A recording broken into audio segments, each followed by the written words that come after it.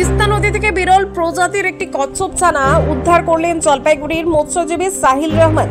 মাছ ধরতে গিয়ে জালে ধরা পড়ে কচ্ছপটি। সাহিল বাড়িতে এনে জল দিয়ে রাখেন এবং সকালে যোগাযোগ করেন গ্রিন জলপাইগুড়ি স্বেচ্ছাসেবী সংস্থার সঙ্গে। সংস্থার প্রতিনিধিরা এসে বন দপ্তরের পরামর্শ নিয়ে কচ্ছপ ছানাটিকে তিস্তা করলা সংযোগস্থলে ছেড়ে দেন। কচ্ছপ দেখতে বীজ জমালেন সাহিল। বিক্রির প্রস্তাব ফিরিয়ে দিয়ে সেটিকে প্রকৃতির হাতে তুলে দেন। তার এই মানবিকতার প্রশংসা করেছেন। বাচ্চাটা এটা তিস্তাতে মাছ ধরতে গিয়ে তারপরে আমি গ্রিন জলপাইগুড়িতে খবর দিলাম, তারা এসে জিনিসটাকে নষ্ট করা যাবে না। তারা এসে বিরল প্রজাতির, তো সেটাকে আমরা উদ্ধার করি এবং উদ্ধার করে বন দপ্তরের সাথে যোগাযোগ করে তিস্তা করলা সংযোগস্থল যেটা সেখানে রিলিজ করে দিই। কারণ হচ্ছে এই কচ্ছপের বাচ্চাটাকে এতই ছোট, যেটাকে যদি আমরা নিয়ে যাই তাহলে হচ্ছে ও মারা যাওয়ার সম্ভাবনা আছে এবং ওর যে স্বাভাবিক পরিবেশ সেটা পাবে না। সেই জন্যই বন দপ্তরের অনুমতি নিয়ে আমরা এখানে রিলিজ করলাম।